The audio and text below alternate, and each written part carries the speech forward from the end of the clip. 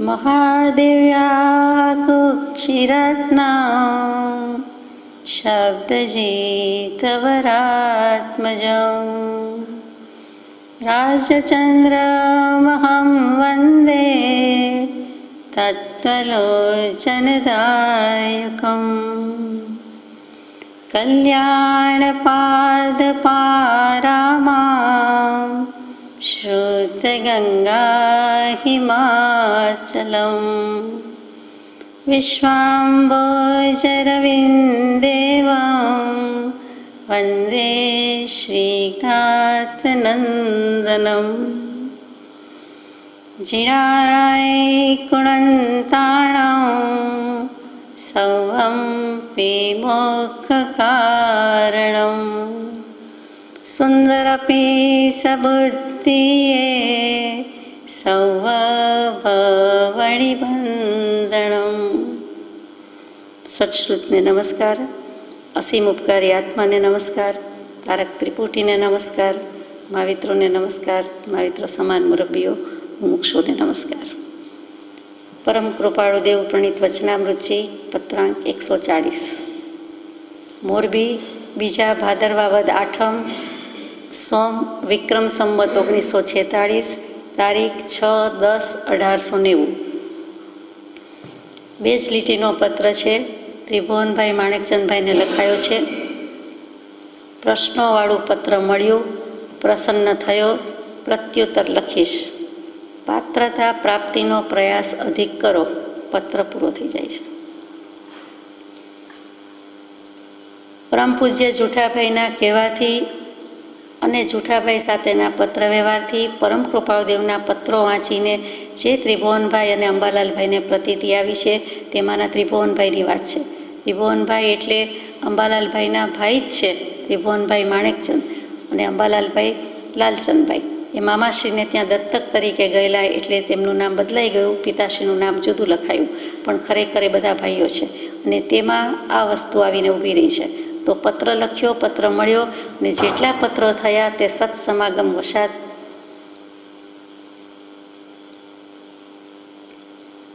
જે પ્રતીતિ આવી છે તે પ્રતીતિના આધારે કૃપાળુદેવનો વિરહ લાગવાથી અગર તો ઓળખાણ વધુ થાય તો સારું, પ્રત્યક્ષ સત્સમાગમ થતા થાય તો સારું, એટલા માટે જલ્દી કૃપાળુદેવ પાસે મુંબઈ પણ જઈ આવ્યા છે તે ત્રિભુવનભાઈ માણેકચંદભાઈ. તે ત્રિભુવનભાઈની સાથે અંબાલાલભાઈ માટે 10 કમાન્ડમેન્ટ સમાન 105 નંબરનો પત્ર જે છે તે લખી આપ્યો. મહાવીરના બોધને પાત્ર કોણ? ત્યાં પણ મહાવીરનો બોધ કોણ ગ્રહણ કરી શકે, કેવા પાત્રમાં વસ્તુ રહી શકે, કેટલી યોગ્યતા હોવી જોઈએ. હું તો ભાજન છું કરુણાળ, પણ અનંત દોષનું ભાજન શું કામ છે? તો એ પ્રભુના દોરામાં મૂક્યું કે શુદ્ધ ભાવ મુજમાં નથી, એટલે સમ્યક દર્શન હજુ થયું નથી, શુદ્ધ ઉપયોગની ઉપલબ્ધિ નથી, તો મિથ્યાત્વ હોવાથી અનંત દોષનું ભાજન જ છે. એટલે યોગ્યતા પાત્રતા લાવવા માટે ત્રિભુવનભાઈ અંબાલાલભાઈ માટે તે મહાવીરના બોધને પાત્ર કોણ? એ પત્ર રૂબરૂ આવી ગયેલો છે. એટલે કોઈ પોસ્ટલ સ્ટેમ્પ સાથે, એડ્રેસ સાથે એવી હાલતમાં મળ્યો નથી, પણ આમ જ છૂટું પાનું મળ્યું છે. તે વિચારવા જેવું છે. અને આ પ્રમાણે વાત છે. તેમને સ્વમુખે સ્વહસ્તે લખાયેલા પ્રસંગોમાં પણ મૂકેલું છે, એટલે આપણે માન્ય કરવા યોગ્ય છે. તો એ રીતે એ પત્ર મળ્યો છે. પાત્રતાની વાત લખી છે. ત્રિભુવનભાઈ તો દર્શન કરી આવ્યા, રૂબરૂ જઈ આવ્યા છે. પછી પાછી વિરહ તો લાગે જ છે. એક પછી એક પ્રશ્નાવલી થાય છે. એટલે અંબાલાલભાઈ અને ત્રિભુવનભાઈ ઉપરા છાપરી લગભગ 20 પત્રો લખ્યા છે. આમાં તો જેટલા ઉલ્લેખ પામ્યા હોય તેટલા ખરા. એ 20 પત્રનો જવાબ કૃપાળુદેવે પણ જરાય તડપાવ્યા વિના અથવા તો જરાય ખેદ અફસોસ રાખ્યા વિના પણ જીવ જાય છે, આગળ જાય છે, તો એને કેમ કલ્યાણરૂપ થાય, એટલે જુદી જુદી રીતે એમનો દોષ, એમની દશા અથવા તો ક્યાં ખૂટે છે, શું ખૂટે છે, એમ કરતાં જવાબ આપ્યા છે. એ પરંપરા ચાલુ થઈ ગઈ છે. એમાંનું આ પત્ર છે કે પ્રશ્નોવાળું પત્ર મળ્યું. 139માં પત્રનો જવાબ તો અપાઈ ગયો છે. ઉત્તરાધનજી સૂત્રની 8 રૂચક પ્રદેશની વાત, અંતર્મુહૂર્તની વાત વગેરે વગેરે, અને 14 પૂર્વનો પાઠી પણ નિગોધમાં જાય એ બધી વાત ચર્ચાઈ ગઈ. પછી પ્રસન્ન થયો. કૃપાળુદેવ પ્રસન્ન થાય એટલે જેવી તેવી વાત નથી. યોગ્યતા તો ત્યાં જ આવી ગઈ કે જે પત્રોથી, જે પ્રશ્નોથી પરમ કૃપાળુદેવ રાજીપો અનુભવે, ખુશી અનુભવે. નાની પુરુષની ખુશી, રાજીપો શું હોય? શું રાગભાવ છે? તો ત્યાં તો સત્પુરુષની વાત જ જુદી છે. સંતોષ થયો તેમ કેવું છે, સમ્યક પ્રકારે તુષ્ટિ ગુણની પ્રાપ્તિ થઈ. એટલે કે હર્ષ નહીં ને રોષ નહીં, રાગ નહીં રોષ નહીં, રાગ નહીં દ્વેષ નહીં, રાગ રહિત મણે, રાગ દ્વેષ રહિત મણે વૈરાગ્ય તો હતો, વિતરાગતામાં અધિક અંશો ઉમેરાયા. એટલે ત્યાં રાગ બુદ્ધિ કે રાગાધિક ભાવ નથી, પ્રસન્ન થયો. એટલે ત્યાં ગંભીરતાથી સંતોષ ગુણ છે તે વિચારવાનો છે કે આત્માની પ્રસન્નતા વેદી છે કે સમસ્ત જીવ સૃષ્ટિ, સમગ્રતયા આખું જગત કે બ્રહ્માંડનો એક એક જીવ સમય માત્રના અનવકાશે સ્વસ્વરૂપ પ્રત્યે હો, અન્ય સ્વરૂપ પ્રત્યે ન હો, એવી જે જ્ઞાની પુરુષની નિષ્કારણ કરુણા છે તે આમાં ઝળકે છે, તે પ્રતિપાદિત થાય છે. એટલે પ્રસન્ન થયો, ખુશ થયો. પ્રત્યુત્તર લખીશ, જવાબ પછી પાઠવીશ. એક પ્રશ્ન મોટો જવાબ આપી દીધો કે પાત્રતા પ્રાપ્તિનો અધિક પ્રયાસ કરો અથવા તો પ્રયાસ અધિક કરો. બેમાં ફેર છે. પ્રયાસ પહેલું મૂક્યું છે અને પછી અધિક મૂક્યું છે. અધિક એટલે આપણે હંમેશા વધારે કહીએ છીએ, પણ અધિક એટલે શ્રેષ્ઠ પણ થાય કે પાત્રતાનો પુરુષાર્થ કરી રહ્યા છો પણ પ્રાપ્ત થઈ જાય એ માટે શ્રેષ્ઠ પુરુષાર્થ કરો. હજુ પુરુષાર્થમાં કંઈક કમી છે, કચાશ છે, તો એ ખોટ ન આવવા દો. પાત્રતા શું, તે આપણે યોગ્યતા શું, એ પણ ગઈકાલે પરમ દિવસે વિચાર્યું છે. એટલે વધુ લેતા નથી, આગળ જેમ જેમ આવશે તેમ લઈશું કે પાત્રતા માટે બ્રહ્મચર્ય, સત્સંગ અને વૈરાગ્ય ઉપશમ એની મોટામાં મોટી ખાટલે ખોટ છે. જે મોક્ષ માર્ગમાં આત્માના હિતમાં વૈરાગ્ય ઉપશમ જ ન હોય તો પ્રાપ્તિ થતી નથી. ત્યાગ વિરાગ અને ચિત્તમાં થાય અને તેને જ્ઞાન. વૈરાગ્યાદિ સફળ જો તો સહ આત્મજ્ઞાન. વૈરાગ્ય આદિ સફળ ક્યારે થાય? આત્મજ્ઞાનની પ્રાપ્તિ થાય તો. અને ત્યાગ વિરાગમાં જ માત્ર ખડી રહીએ, જે મોટે ભાગે સંપ્રદાયમાં ગચ્છમાં મતમાં દેખાય છે, તો તે પણ કરવા યોગ્ય નથી. પૂરેપૂરું બેલેન્સ જાળવીને કૃપાળુદેવે કેટલી સંતુલિત દશામાં માધ્યસ્થ ભાવથી, તાટસ્થ્ય વૃત્તિથી બધું લખ્યું છે તે વિચારવા જેવું છે. આગળ જઈએ, કારણ કે આગળ યોગ્યતાની વાત આવવાની જ છે, ત્યારે લઈએ તો પત્રાંક 141 વવાણિયા દ્વિતીય ભાદ્રપદ વદ 12 શુક્ર વિક્રમ સંવત 1946 તારીખ 10/10/1890. હવેનો પત્ર છે તે પરમ પૂજ્ય શ્રી સૌભાગભાઈને લખ્યો છે. ભગતનું ગામ સાયલા બોલ્યું જાય નહીં એવા ભગતના ગામના શિરોમણી તે વખતના શ્રી સૌભાગ્યભાઈ. વિશેષણ આપ્યું છે સૌભાગ્ય મૂર્તિ સૌભાગ્ય. કૃપાદેવ જેવા મળ્યા તો એના જેવો કોઈ સૌભાગ્ય નથી. નામ પણ સૌભાગ્યભાઈ. અને ખરેખર સદભાગ્ય સમજવું મોક્ષ ઉપાય તો ઉદય સદભાગ્ય. પાંચે ઉત્તર નહીં થઈ આત્મા વિશે પ્રતિ. એટલે પાંચે ઉત્તરથી થયું સમાધાન સર્વાંગ. અને પછી કૃપાદેવ પણ વળતું જ લખી દે છે કે પાંચે ઉત્તરની થઈ આત્મા વિશે પ્રતીત. તો જા બેટા ભાઈ તને આશીર્વાદ છે. અહીંયા તો સૌભાગભાઈ છે, આપણે બધા છીએ એટલે કહેવાય જાય વાત્સલ્યથી. તો થાશે મોક્ષ ઉપાયની સહજ પ્રતીત એ રીત. આ 5 પદનું સમાધાન થાય પછી કહેવાનું શું રહે? 5 પદનું જેને સમાધાન હોય એ 6ઠું પદ મોક્ષનો ઉપાય છે એમાં પ્રવર્તે જ. તો એવા સૌભાગ્ય મૂર્તિને આત્મસિદ્ધિજી શાસ્ત્રની રચનામાં પણ છેલ્લે 2 ગાથામાં સૌભાગ્ય કાજ એવો ઉલ્લેખ કર્યો છે. ડુંગરનો કર્યો છે એટલે અચળનો કર્યો છે. એ ડુંગર સિવાય ગોસળિયા માટે અચળ શબ્દ વાપરતા, તે પર્વતનો પર્યાય શબ્દ તે ડુંગર અચળ. અને અહીંયા સૌભાગ્ય મૂર્તિ સૌભાગ્ય. મૂર્તિ જ શબ્દ સમજવા જેવાનો છે, જેનામાંથી સદભાગ્ય જ નીતરે છે. સૌભાગ્યભાઈને એમ થયું છે કે હું નગર શેઠ અને એમાંથી ઘરે આટલો દીકરીઓનો બોળો વિસ્તાર છે અને હવે કંઈક ચડતી પડતી આવ્યા કરે છે. તેમ દશાના ચક્ર એવા છે, ઘડી ઊંચે ઘડી નીચે. તો આ પડતી દશામાં અથવા તો મારે નાક રાખવા માટે અથવા તો આબરૂ રાખવા માટે, લાજ રાખવા માટે, પ્રતિષ્ઠા માટે, એમ તો બધું જ છે, પણ તેમ છતાં સારી રીતે પહેલાંની જેમ જ કરી શકું એ માટે કંઈક પ્રાપ્તિ થાય તો સારું. એમાં એમને હજી કંઈક કૃપાદેવ પાસેથી લબ્ધિ, ભભૂત, કોઈક જાતના દાણા, રાખ, કંઈક એવી અપેક્ષા છે કે કૃપાદેવ કંઈક એવું કરે અને મારે જલ્દી આ બધો વ્યવહાર આટોપી લેવાય. તો પછી તો ધર્મ ધ્યાન કરવું જ છે, છેક સુધીનો માર્ગ મોકળો થઈ જાય એવી માગણી આછી પાતળી કરે છે. શરૂઆત થઈ ચૂકી છે. હજુ તો કૃપાદેવ સાથેનું ઓળખાણ જ છે. 1-2 પત્ર જ થયા છે, 1-2 વખતનો જ સમાગમ થયો છે. તે અરસામાં સૌભાગભાઈ મળી ગયા છે. મોરબીમાં કસોટી કરી લીધી છે. અમારા ઘરનું બારણું કઈ દિશામાં છે અને કૃપાદેવે સુંદર મજાનો નકશો બતાવી દીધો. એ બધી વાત આપણે 2-3 દિવસ પહેલાં લઈ લીધી છે. એટલે પુનરાવર્તન ન કરતા આગળ જઈએ કે એવા સૌભાગભાઈને પત્ર લખ્યો છે અને છેલ્લે તો કેવલ જ્ઞાન થઈ જાય તેવી દશા સુધી મૂકી દીધા છે. ક્ષાયિક સમ્યક દર્શન થઈ જાય, થઈ ગયું. મુનિઓને નિશ્ચલ એવી સમાધિ પ્રાપ્ત કરાવી છે તે કૃપાળદેવ અને તે સૌભાગભાઈ. નિમિત્ત ઉપાદાન બંનેની યોગ્યતાનો કાંઈ ક્યાસ કાઢી શકાય એમ નથી. વ્યાસ ભગવાન વધે છે કે અહીંયા કૃપાળદેવે વ્યાસજીને યાદ કર્યા. વ્યાસજી કોણ છે? તો કે વ્યાસજી કહેતા જ આપણને વ્યાસપીઠ, ભાગવત, શ્રીમદ ભાગવત વગેરે યાદ આવે. અહીંયા વ્યાસજી કહેતા રામચંદ્રજીના ગુરુ ઉપાધ્યાય આચાર્ય જે કયો તે યોગ વાસિષ્ઠ લખ્યું તે વશિષ્ઠ. તો કે વશિષ્ઠ ઋષિ કે વશિષ્ઠ ઋષિના પુત્ર શક્તિ, શક્તિના પુત્ર પરાશર, પરાશરના પુત્ર વ્યાસજી અને વ્યાસજીના પુત્ર સુખદેવજી. આ રીતે પરંપરા કરી છે. વશિષ્ઠના પ્રપૌત્ર કેવું હોય તો કહેવાય તે વ્યાસજી છે. એટલે આ વ્યાસજી વિશેની વાત હતી કે વ્યાસજીએ શું લખ્યું છે તો કે અષ્ટાદશ પુરાણ લખ્યા છે. 18 પુરાણ લખનારા તે વ્યાસજી. મહાભારત તો કે વ્યાસજી. બીજું કેટલુંય બધું તો વ્યાસજી. તે વ્યાસ ભગવાન વધે છે કે તે શું વધે છે, શું કહે છે? અહીંયા કૃપાળદેવે શ્રીમદ ભાગવતનો એક શ્લોક ઉદ્ધરણ કર્યો છે. એમની સ્મૃતિમાં એમ જ આવી ગયું છે. આપણી જેમ કંઈ પુસ્તક લીધું, ગ્રંથ લીધો, મંગાવ્યો, વાંચ્યો અને પછી એમાંથી કાંઈ એક લીટી લખી કે એક ગાથા લીધી કે એક શ્લોક બોલ્યા એવું નથી. એમના સ્મૃતિમાં આવી ગયું છે એટલે સેજે સ્મરણ થતાં લખ્યું છે. ઈચ્છા દ્વેષ વિહીને ન સર્વત્ર સમચેતસા ભગવત ભક્તિ યુક્તે ન પ્રાપ્તા ભાગવતી ગતિ. સુંદર કહી દીધું છે કે ઈચ્છા અને દ્વેષ, એમના જ શબ્દોમાં વાંચીએ, ઈચ્છા અને દ્વેષ વગર સર્વ ઠેકાણે સમદૃષ્ટિથી જોનાર એવા પુરુષો ભગવાનની ભક્તિથી યુક્ત થઈને ભાગવતી ગતિને પામ્યા, અર્થાત નિર્વાણ પામ્યા. ઈચ્છા અને દ્વેષ, આપણે તો રાગ દ્વેષ શબ્દ સાંભળ્યા છે, ઈચ્છા અને દ્વેષ શબ્દ તો ખાસ વાપરતા નથી.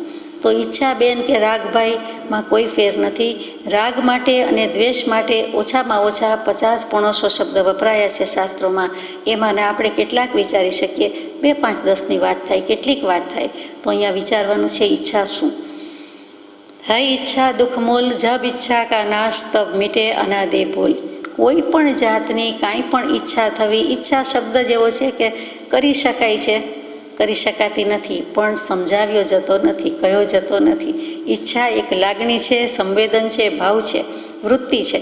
એને કેવી રીતે કહેવું? કાંઈ પણ અપેક્ષા રાખવી, ત્યાં આપણે એટલું સમજી શકીએ, પર્યાય શબ્દથી સમજી શકીએ. પોતાની જાત પાસેથી અપેક્ષાની પણ ના છે ત્યારે માર્ગ મળે છે. તો પોતાને પાસેથી નહીં, બીજા કોઈ પાસેથી અપેક્ષા નહીં, એ અપેક્ષા એટલે ઈચ્છા. તો ઈચ્છા માત્રનો નાશ, વસ્તુની નહીં, વ્યક્તિની નહીં, પરિસ્થિતિની નહીં, પરદ્રવ્ય તે પરદ્રવ્ય, કોઈની કાંઈ ઈચ્છા જ નહીં, તેનું નામ ઈચ્છા નિરોધ. ઈચ્છાનો નિરોધને મોટામાં મોટું, સાચામાં સાચું, ખરામાં ખરું તપ કહ્યું છે. ઈચ્છા નિરોધો તપ, ઈચ્છાનો નિરોધ. ઈચ્છા થાય જ કેમ? જેને સ્વરૂપનો આનંદ પ્રાપ્ત થયો, જે સ્વરૂપમાં જ રમ્યા કરે, એને કોઈ વસ્તુની ઈચ્છા હોઈ શકે જ નહીં. અત્યંત ત્યાગ વિના અત્યંત જ્ઞાન ન સંભવે. અત્યંત જ્ઞાન હોય ત્યાં અત્યંત ત્યાગ હોય જ હોય. એ અવિનાભાવી સંબંધ છે. અને ત્યાં ત્યાગની વ્યાખ્યા શું છે તો કે આત્મ પરિણામનો અન્ય પદાર્થથી તાદાત્મ્ય અધ્યાસ નિવર્તવો, તેને શ્રીજીન ત્યાગ કહે છે. એટલે પોતાને કોઈ જ વસ્તુની ઈચ્છા ન હોય. અહીંયા રાગ વિચારવાનો છે, ઈચ્છા વિચારવાની છે. તો કોની વાત ચાલે છે? રાગ દ્વેષ રહિત થયા છે એવા સત્પુરુષો, એવા જ્ઞાની પુરુષો, એવા નિર્ગ્રંથ પુરુષો જે અર્યંત અને સિદ્ધ પદને પામે છે. તો તેમને ઈચ્છા હોતી હશે? સવાલ જ નથી. બહુ શરૂઆતમાં જ જ્ઞાની ઈચ્છા સહિત નથી, જ્ઞાની ઈચ્છા રહિત નથી. જ્ઞાની સહજ સ્વરૂપી છે. 377મો પત્ર, કૃપાળદેવનો પ્રારંભે જ મુકાયેલું વચન કે જે કાળે જ્ઞાનથી અજ્ઞાન નિવૃત્ત થયું તે જ કાળે જ્ઞાની મુક્ત છે. એને વળી ઈચ્છા શું? એટલે પૂછે છે, લખે છે, ઈચ્છા સહિત નથી તેમ ઈચ્છા રહિત કેવું સંભવતું નથી. જ્ઞાની સહજ સ્વરૂપી છે. વિચરે ઉદય પ્રયોગ, જેમ ઉદય હોય તે પ્રમાણે વિચરે છે. વિચરવું ઉદયાધીન પણ વિતલોભજો, એને ઈચ્છા નથી. તો આવા પુરુષો છેવટની દશાને પામેલા હોય, કેવલ જ્ઞાનની કક્ષાએ પહોંચ્યા હોય, તે ઈચ્છાનો રોધ એટલે સંસારનો ક્ષય. હવે આ દેહ છે તો છે, છેલ્લા 4 અઘાતી કર્મ બાકી રહ્યા હોય એ ભોગવી લેવાના છે, બાકી વાતમાં માલ નથી. પછી સંસાર કેવો ને વાત કેવી? આપણે તો પછી સિદ્ધ દશામાં બેસવાનું છે, બિરાજવાનું છે. તો ઈચ્છા નિરોધ, સંસારનો ક્ષય. તો ઈચ્છાથી રહિત થયા છે તેવા પુરુષોની વાત છે. બીજો શબ્દ ઈચ્છા માટે મુકાય છે શાસ્ત્રોમાં, મૂર્છા. મૂર્છા પરિગ્રહ, કોઈ પણ બાહ્ય પદાર્થ કે બાહ્ય વસ્તુ ખાતર એટલી બધી લય લગ્ની લાગે કે લીધે જ છૂટકો, ખરીદે જ છૂટકો, આ ઘરમાં હોવું જ જોઈએ, મારી પાસે હોવું જ જોઈએ, અથવા તો ક્યાંય પણ વસાવવું જ જોઈએ, તો બાહ્ય વસ્તુ ખાતર બેભાન થઈ જાય અને તેના વિયોગે રડ્યા કરે, તેનું નામ મૂર્છા. મૂર્છા પરિગ્રહને કીધું. મૂર્છા બેભાનપણાને, બેહોશીને કહીએ તો જ્ઞાની પુરુષોને પણ મિથ્યા દૃષ્ટિ જીવો, બાળ જીવો, અજ્ઞાની જીવો બધા જ એને મૂર્છાવાળા લાગે છે. આપણને કોઈ કહે કે તમે બેભાન થઈ ગયા, એટલે બે ધડક કહી દઈએ કે ના રે, હું તો ભાનમાં જ છું, બીજા કોઈ હશે, કોઈ પડી ગયું, કોઈ બેભાન, કોઈને બેહોશી છે, આપણે તો બધા ભાનવાળા છીએ. પણ કૃપાદેવ કહે છે કે મૂર્છા છે એ કે સ્વરૂપનું ભાન નથી, સ્વરૂપ તો છે જ પણ એનું ભાન નથી. જે થવું તે સહજ સ્વરૂપે સ્થિતિ છે, અને સહજ સ્વરૂપે સ્થિતિ થવી તેને શ્રી વિતરાગ મોક્ષ કહે છે, પણ ભાન નથી. માટે મૂર્છા કહીએ તો માન્ય કરવું પડે કે મોહ દશા છે, મોહમાં જ પડેલા છે, મોહની મૂંઝવણમાં છીએ, એટલે મૂર્છામાં છીએ, ભાનમાં નથી, હોશમાં નથી. એટલે ટૂંકમાં કોઈ પણ અનિત્ય પદાર્થ છે, બાહ્ય પદાર્થ છે, તે વસ્તુ અગર તો કોઈ વ્યક્તિ ખાતર પણ એવી બેભાન થઈ જાય અને તેના વિયોગે તે રડમસ થઈ જાય, રોતલ થઈ જાય, રડવા બેસે, એટલે કે તેના વિયોગમાં એ અનિષ્ટ એવું આર્ત ધ્યાન કરી ચૂકે તો તે પણ મૂર્છા છે. બાકી તો પરિગ્રહ માટે મૂર્છા શબ્દ વપરાય છે, અને જ્યાં જ્યાં જેટલી મૂર્છા તેટલો પરિગ્રહ. એટલે આ બંને ઈચ્છાની વાત ચાલે છે. ઈચ્છાના જેટલા થઈ શકે તેટલા સ્વરૂપ વિચારીએ છીએ, કેમ કે અહીં ઈચ્છા શબ્દ મૂક્યો છે, રાગ મૂક્યો નથી, છે તો એક જ. પછી કામ મૂકે છે. ઈચ્છા, મૂર્છા, કામ. કામ એટલે પ્રીતિ, કામ એટલે અભિલાષા, કામ એટલે કામ વાસના. માત્ર સ્પર્શેન્દ્રિયની વિષય વાસના એમ નથી કહેવું. કોઈ પણ વાત, વ્યક્તિ, વસ્તુ, પરિસ્થિતિ, ઘટના કાંઈ પણ હોય, એના પ્રત્યેની પ્રીતિ અને એના પ્રત્યેની અભિલાષા બંને અજ્ઞાનજન્ય છે, મિથ્યાત્વજન્ય છે, તો એ કરવા યોગ્ય નથી. તો ત્યાં કૃપાદેવે જે વચનામૃતિની શરૂઆત કરી, ગ્રંથારંભ પ્રસંગ રંગ ભરવા, કોડે કરું કામના. કામના શબ્દ ઉપરથી 3-4 રીતે અર્થ મૂક્યા છે. કામના, કામના, કામના, બધી રીતે મૂક્યું છે. તો એ કામની વાત છે. એ કોઈ પ્રત્યે પ્રીતિ કે કોઈ પ્રત્યે અભિલાષા, તેનું નામ જ ઈચ્છા. આવા પુરુષો ઈચ્છા રહિત થયા છે. પછી સ્નેહ કહીએ છીએ કે વાલા પ્રત્યેનું આકર્ષણ, વાલી વસ્તુ હોય કે વાલી વ્યક્તિ હોય, તેના પ્રત્યેનું જે કંઈ આકર્ષણ. આકર્ષણ શું છે તો કે ખેંચાણ. ખેંચાણ શું છે તો કે રાગવશાત પણ હોય, દ્વેષવશાત પણ હોય. કર્મો ખેંચાય છે એનું નામ આકર્ષણ, રાગ દ્વેષ થાય છે તે બંને આકર્ષણના પાયા, પ્રકાર કે ભાંગા છે. તો રાગવશાત પણ થાય, દ્વેષવશાત પણ થાય. અહીંયા તો સ્નેહ એટલે રાગવશાત મૂક્યું છે. તો આપણે વિચારવાનું છે કે વાલા કે વાલી વસ્તુ કે વ્યક્તિ પ્રત્યે આકર્ષણ ખરું કે કેમ, અથવા કેટલું છે, અથવા કેટલું હતું. અને દુનિયાદારીનો સ્નેહ તો હંમેશા જોતા આવ્યા છીએ એ ક્ષણિક જ છે. પાર્ટી મિત્રો, શેરી મિત્રો, તાળી મિત્રો તો અનેકાનેક હોય. આપણી સમજણ અવસ્થામાં, બાલ્યાવસ્થાથી 4-5 વર્ષના હોઈએ ત્યારથી, કદાચ 2-2.5 વર્ષના હોય ત્યારથી આજ સુધીના સંબંધો આપણે મેન્ટેન કરી શકીએ નથી જ કરી શકતા. અને એમ હોય તો જ જીવાય, કેમ કે નહીંતર તો પછી કેટલી બધી વ્યક્તિ સાથેના સંબંધ ક્યાંય પાર આવે નહીં. તો એમાંથી આપણને ક્ષણની પણ ફુરસદ મળે નહીં. થોડા ઘણા સાથેનો સંબંધ છે તો એ મળતી નથી ફુરસદ. તો 2.5 વર્ષના હોય ત્યારથી, 2 વર્ષના હોય ત્યારથી આજ સુધીના સંબંધો જો એમ જ જાળવ્યા હોય તો એ દુનિયાદારીનો સ્નેહ જ છે, બીજું કાંઈ નથી. એટલે શેરી મિત્ર, તાળી મિત્ર, પાર્ટી મિત્ર અને કોઈ ખરો મિત્ર, મોક્ષનો માર્ગ બતાવે તે મિત્ર. મોક્ષનો માર્ગ બતાવે તે જ ગુરુ, તે મિત્ર, તે મૈત્રી સાચી. અને સર્વ જીવો પ્રત્યેનો વાત્સલ્ય ભાવ તે મૈત્રી ભાવ. તેમાં વાત્સલ્ય છે, તેમાં સ્નેહ કેવો હોય તો કહેવાય, પણ ખરેખર નાની ભગવંતોએ કીધો નથી. તે વાત્સલ્ય ખાતે જાય છે, ત્યાં સ્નેહ નથી અને રાગેય નથી. પછી ગાર્ધ્ય મૂક્યું છે. ગીધડા જેવી વૃત્તિ તે ગાર્ધ્ય. શબ્દ બોલવો, સાંભળવો ન ગમે તેવું. કોઈ પણ વ્યક્તિ કે વસ્તુ તરફ ખેંચાઈને ઊંડા પાણીમાં ઉતરતા જ જાય. ખાડામાં ઉતરે તો કદાચ બહાર નીકળે, પણ આ તો પાણીમાં ખેંચાતા જાય છે, ઊંડા ખાડામાં ઉતરી જાય છે, તેનું નામ ગાર્ધ્ય. એટલે આ પણ ઈચ્છાના જ પ્રકાર મૂકેલા છે, બીજા કોઈ નથી. કોઈ પણ વ્યક્તિ કે વસ્તુ તરફ લાલચ થાય છે અથવા આજીવન રહે છે અને ખેંચાઈને, આપણે જેમ કહીએ ઊંડા ઉતરી ગયા, ઊંડા મનમાં, ધ્યાનમાં ઉતરી જાય તો સારી વાત છે, તો ઊંડા પાણીમાં ઉતરતા જાય છે અને તેનું નામ ગાર્ધ્ય. ત્યાર પછી મૂક્યું છે મમત્વ. હું, અહમ એટલે હું, મમત્વ, મમ એટલે મારું. એટલે હું અને મારું, એમાં અહીંયા મમત્વ જ મૂક્યું છે. એટલે મમતા, મારાપણું. માયા, મમતા, પ્રીતિ, સ્નેહ, કામના, વાસના, કોઈ ઘરમાં નામ હોય, કોઈ બેનપણીના નામ હોય તો તરત જ યાદ આવે કે આ બધી સખી લઈને બેઠા છીએ, એ વૃંદમાંથી ક્યારે છૂટાય? જો છૂટીએ તો આત્મા આનંદ સ્વરૂપ છે તે પ્રાપ્ત થાય, તેનો અનુભવ થાય. એટલે વસ્તુની પ્રાપ્તિનો આનંદ અને પાછું વધારે ને વધારે મમત્વ કરતા જાય છે. મારા પણું, મારી વસ્તુ, મારા સ્વામિત્વની, મારા અધિકારની, મારા તાબાની. એટલે જે મારું આવે છે અને પાછી મારી નીચે, મારી હેઠળ એ જે પોતાને ભાવ વેદાય છે, કોઈ પણ ક્ષેત્રમાં ઓછે વધે અંશે રહ્યા કરે છે, તેનું નામ મમતા.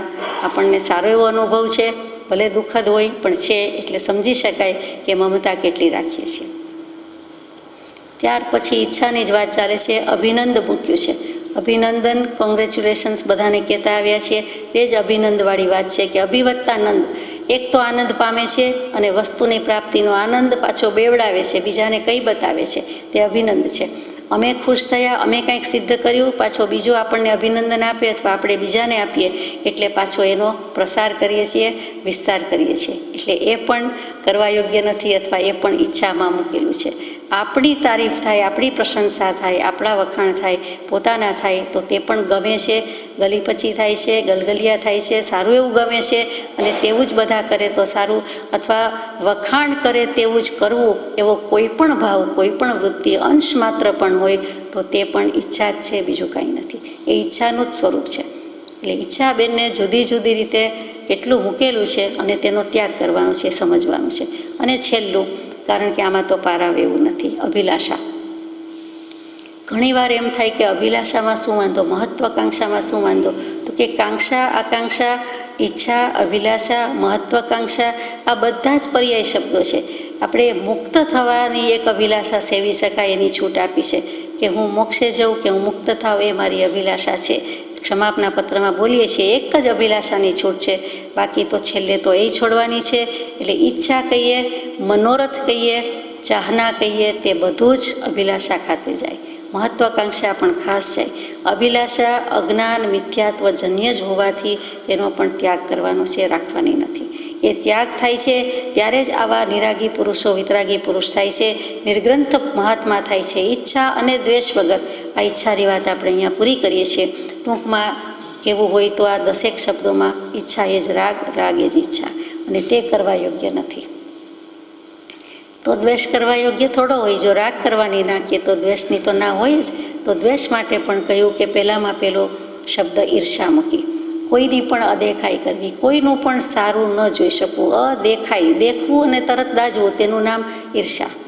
અદેખાઈ, જોઈ શકાતું નથી, દેખે છે, જુએ છે પણ જોઈ શકાતું નથી, તે ઈર્ષા, અદેખાઈ એક જ છે.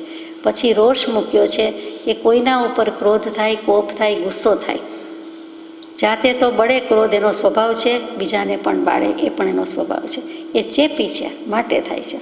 ક્રોધનો ચેપ લાગે છે. પોતે ક્રોધ કરે છે એટલે સામાને પણ ક્રોધ આવે એવું થાય જ છે. એવા નિમિત્ત થાય છે. પોતે ઉપાદાન, પોતે નિમિત્ત, સામી વ્યક્તિ ઉપાદાન નિમિત્ત બંને, એટલે બંનેને મેળ પડી જાય છે અને સામસામું થાય છે. એટલો ચેપી જો કંઈ ભાવ હોય તો તે દ્વેષ ભાવ છે, ક્રોધ ભાવ છે. પછી દોષ કીધો છે. ગુનો, કંઈ પણ અપરાધ, કસૂર, વાંક, જે કયો તે દોષ, તો કે એ પણ રાગમાં જ દ્વેષનો સમાવેશ કરી દીધો છે અને એમાં જ દોષનો સમાવેશ કરી દે છે. શું કામ દોષ લીધો છે? તો કે એવો કંઈક અપરાધ વાંક થાય છે એટલે સામા જીવને દ્વેષ જન્માવે છે. સામો જીવ દ્વેષી બને છે. આપણો વાંક, આપણો ગુનો, આપણી કસૂર, આપણી ભૂલ, આપણે દુઃખી, પણ આપણા દુઃખે દુઃખી સામો જીવ પણ થાય છે, એને ગુસ્સો આવે છે, એ દ્વેષ કરે છે. એટલા માટે તે દોષને પણ અહીંયા દ્વેષના ભાંગામાં લઈ લીધો છે. એવી જ રીતે મૂક્યું છે પરિવાદ. પર પરિવાદ કહીએ છીએ તે પારકાની નિંદા, પારકાનો આરોપ, પારકા ઉપર સાચો કે ખોટો આરોપ લગાવી દેવો, આક્ષેપ મૂકી દેવો, ગાળ આપી દેવી, આડ આપી દેવી, આડ ચડાવ્યું અથવા તો તહોમત નામું અને એ પણ ખોટું આપવું, ખોટી સાક્ષી આપવી, એ પણ પર પરિવાદમાં જાય છે. એટલે પરિવાદ છે એ પણ દ્વેષનો જ એક શબ્દ છે, એ પણ કરવા યોગ્ય નથી. અને પછીનો ભાવ છે તે મત્સર. મત્સર, મચ્છર, મત્સરનું જ ગુજરાતી મચ્છર થયું. તે મચ્છર શું કરે છે બધા જાણે છે. મત્સર એટલે માત્સર્ય, એટલે બીજું કાંઈ નહીં, ઈર્ષ્યા, અદેખાઈ, અસૂયા, જે કહેવું હોય તે. એટલે જેને પણ માનરૂપી મચ્છર કહીએ છીએ તે તો ઠીક છે, પણ મત્સર ભાવ આવે છે ક્યારે? તો કે સામસામું કંઈક કોમ્પીટ થાય છે ત્યારે જ આ મત્સર ભાવ આવે છે, નહીં તો આવતો નથી. બીજો મારાથી કઈ કઈ બાબતમાં અધિક કે ચડિયાતો અને હું બીજામાંથી ક્યાં ઉતરતો કે ઉતરતી, એટલે એવો જે મુખ્ય ગુણનો ભાવ આવે છે, ચડ ઉતરનો ભાવ આવે છે, ઇન્ફિયોરિટી સુપિયોરિટી કોમ્પ્લેક્સ થાય છે, બધામાં મત્સર ભાવ જવાબદાર છે. એટલે મત્સર ન હોય તો આ ન થાય. એટલે માત્સર્ય વૃત્તિ, મચ્છર વૃત્તિ તે મત્સર. પછીનો શબ્દ પાછો મૂકે છે અસૂયા. ઈચ્છાની વાત ચાલે છે, એમાં રાગ અને દ્વેષ. હવે ઈચ્છા પછી દ્વેષની વાત ચાલે છે. તો અસૂયા શું? તો કે ગુણ ઉપર દોષનું આરોપણ કરે છે. કોઈનો ગુણ હોય તો કે ઠીક, હવે એ તો સમજ્યા, એ તો જાણ્યું. આપણને તરત જ આવો ભાવ આવી જાય. ગુણીના ગુણ જોઈને રાજી થવા કરતાં પ્રસન્નતા વેધવાની બદલે, એ ગ્રહણ કરી લેવાની બદલે એ તો ઠીક, એ તો સમજ્યા, અથવા એવો કંઈક પણ ભાવ આવી જાય છે. એ તો હવે બધા નંબર 2ના પૈસા છે ને, એમાં શું મોટી વાત છે.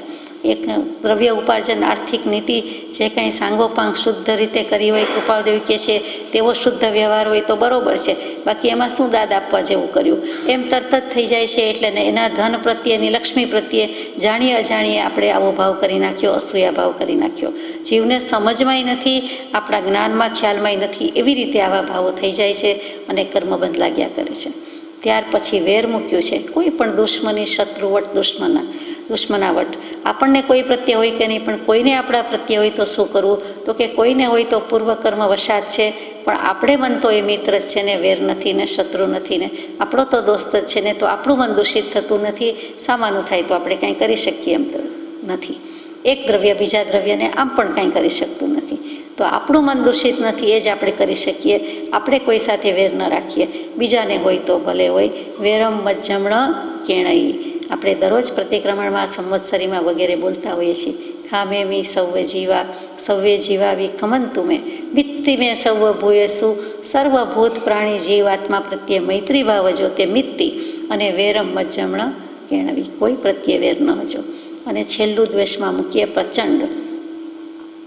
પ્રચંડ એટલે જ શબ્દ બોલતા જ ચંડ પ્રચંડ થઈ જાય, એકદમ આકરું, તીવ્ર, ઉગ્ર, પરાકાષ્ઠાએ પહોંચી જાય તેવું.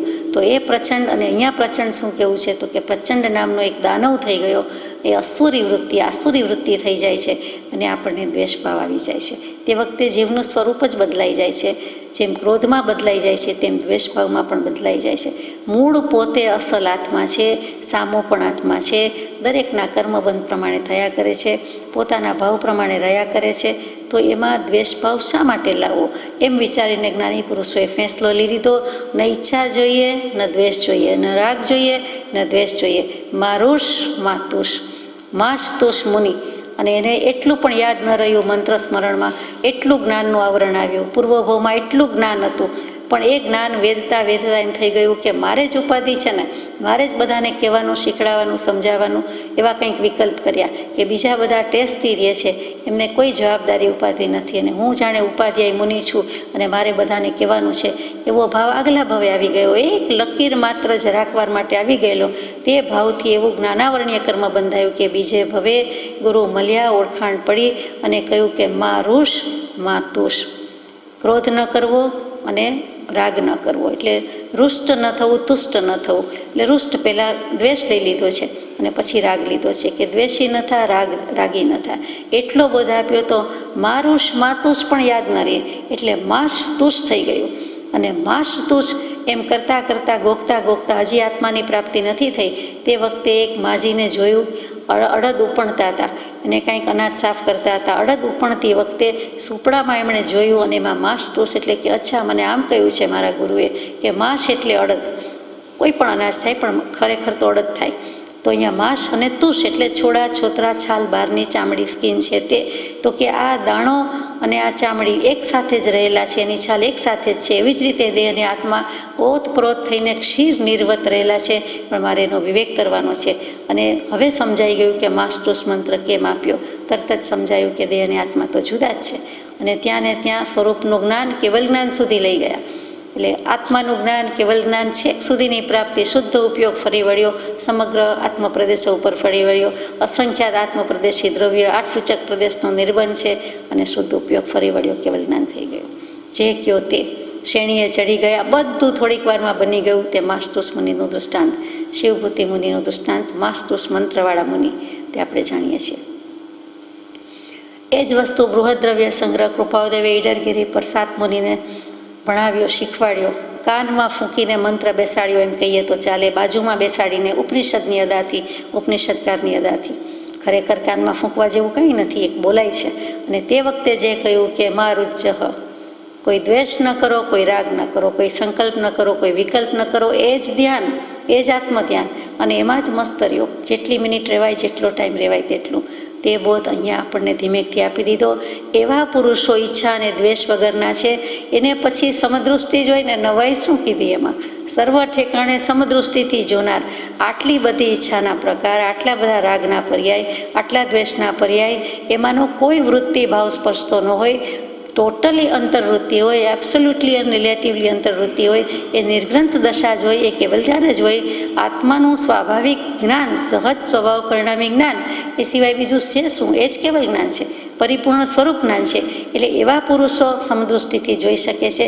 સમચેતસા, સુંદર શબ્દ મૂક્યો છે ભાગવતકારે પણ, વ્યાસજીએ પણ. ચેતસ, ચેતન, ચેતયિતા, ચૈતન્ય, એ જીનાગમનો શબ્દ. એનું નામ જ ચેતન, એનું નામ જ જીવ, એનું નામ આત્મા. શું કામ ચૈતન્ય શબ્દ? તો કે જ્ઞાનોપયોગ અને દર્શનોપયોગ જેનું લક્ષણ છે, જે બંનેમાં રહેલું છે, તેનું નામ ચૈતન્ય, તેનું નામ ચેતન. ત્યાં ચિત્ત કહેતા જ દર્શન જ્ઞાન ઉપયોગ આવી ગયા. ઉપયોગ છે લક્ષણ જેનું, એનું નામ ચેતન. જળને કોઈ ચેતન કહી શકતું નથી. એ આત્મા નથી, એ જીવ નથી. જીવ અને અજીવ આ ઉપયોગના લક્ષણથી તો જુદા પડે છે. તો એનું નામ ચેતસ, ચેતન, આત્મા. તો આત્મા ક્યાં છે? તો કે આત્માનો ઉપયોગ આત્મામાં જ છે. સર્વત્ર સમચેતસા, પોતે શુદ્ધ ઉપયોગમાં લીન છે. એટલે બીજી બધી જ દૃષ્ટિ, એવી સૃષ્ટિ, આખી સૃષ્ટિ એને શુદ્ધ ઉપયોગી જ લાગે, સમાન જ લાગે. હું જેવો છું તેવું જ બધું છે. એટલે કોઈ પરિણામ અસ્વસ્થ થવાનો સંભવ જ રહેતો નથી. તેનું નામ સમચેતસા, સમચેતસ. આત્માનો ઉપયોગ આત્મામાં, ચેતન ચેતન થઈને રહ્યો, આત્મા આત્મા થઈને રહ્યો, આરાધ્યો બોલ્યો, તો બસ એ આત્મા આત્મા રૂપે થઈ ગયા. એટલે સમમાં બધું આવી ગયું. સમપરિણતિ, બેલેન્સ. જ્યાં પણ છે ત્યાં બધી બેલેન્સની જ વાત છે, બીજી કોઈ વાત નથી. એટલે નથી રાગ કે નથી દ્વેષ, નહીં રાગનો ને દ્વેષનો લવલેશ આત્મપ્રદેશમાં. કે સ્તુતિ કરી છે અંબાલાલભાઈએ કૃપાદેવ માટે. હજુ તો અંબાલાલભાઈ ત્રિભુવનભાઈને, આ પત્ર તો સૌભાગભાઈને છે, પાત્રતા લાવવાની વાત કરે છે.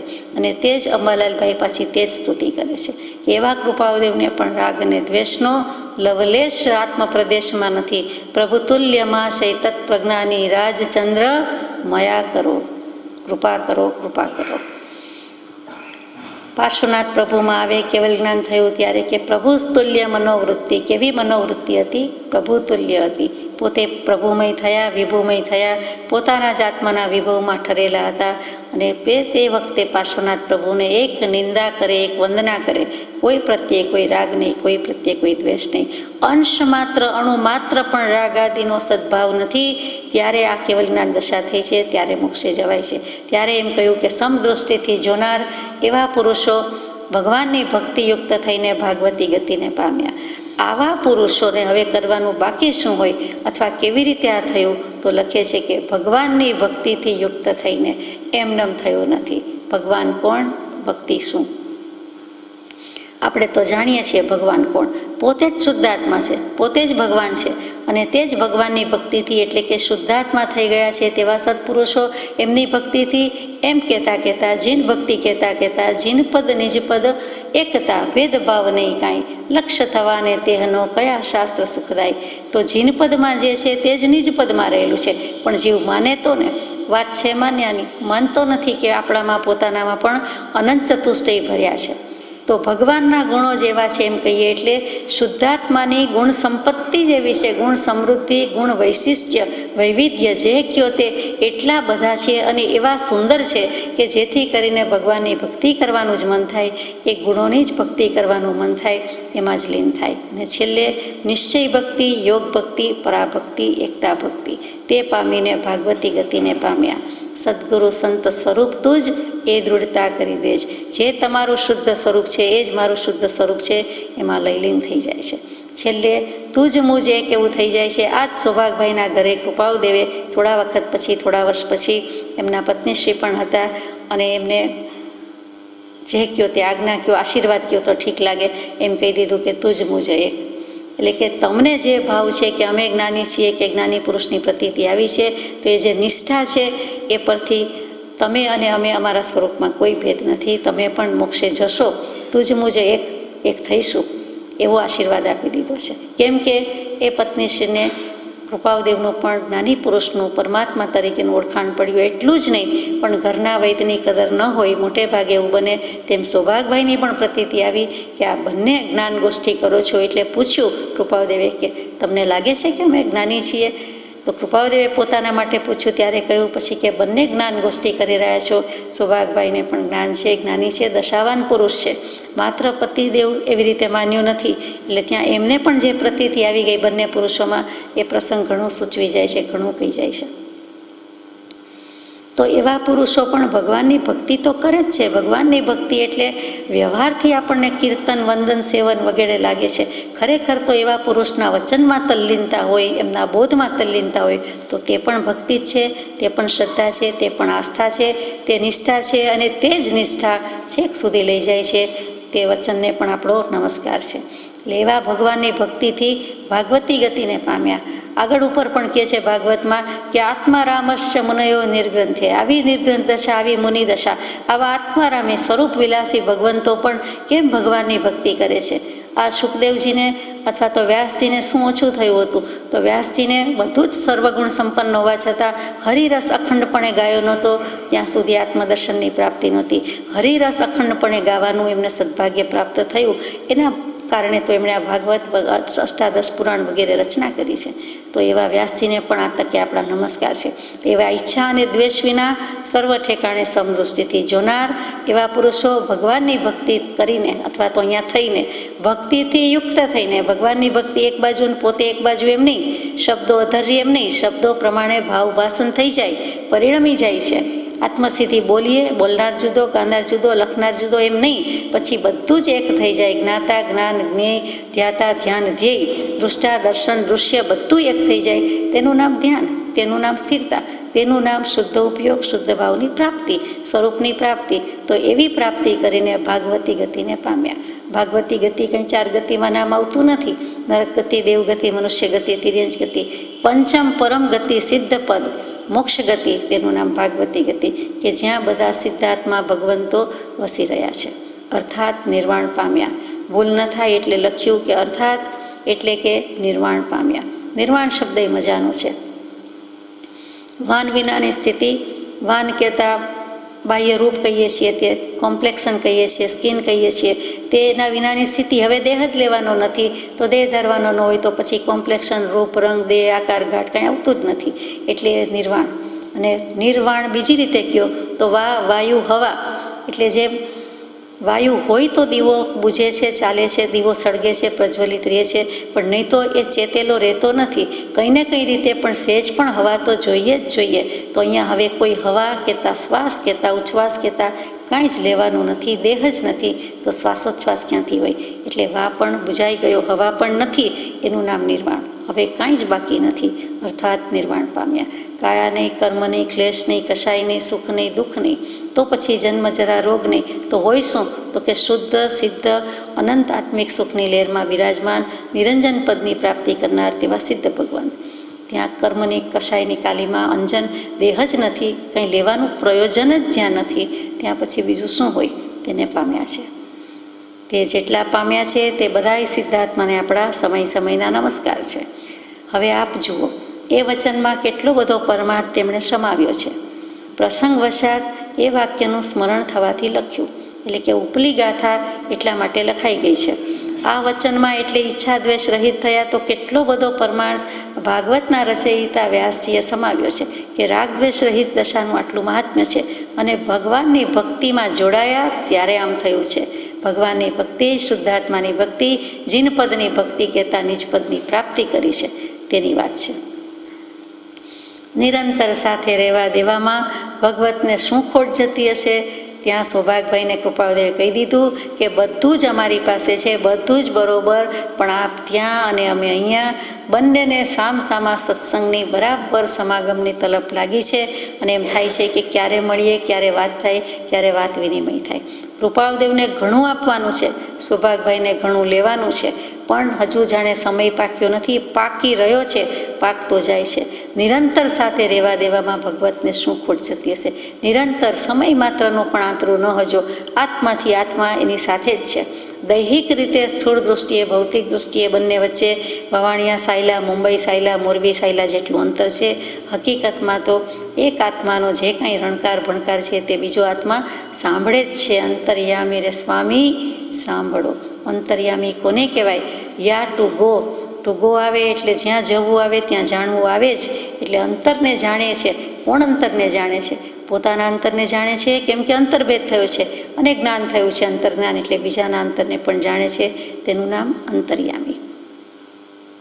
કૃપાળુદેવે કહેવાનું કહી દીધું કે સૌભાગભાઈની સાથે રહેવામાં ભગવાનને ખજાનામાં શું ખોટ આવે, પણ એ તો પૂર્વકર્મ જે કંઈ હોય તે પ્રમાણે ઉદયાધીન રહેવું પડે, એ જાણીએ છીએ, નવાઈ નથી.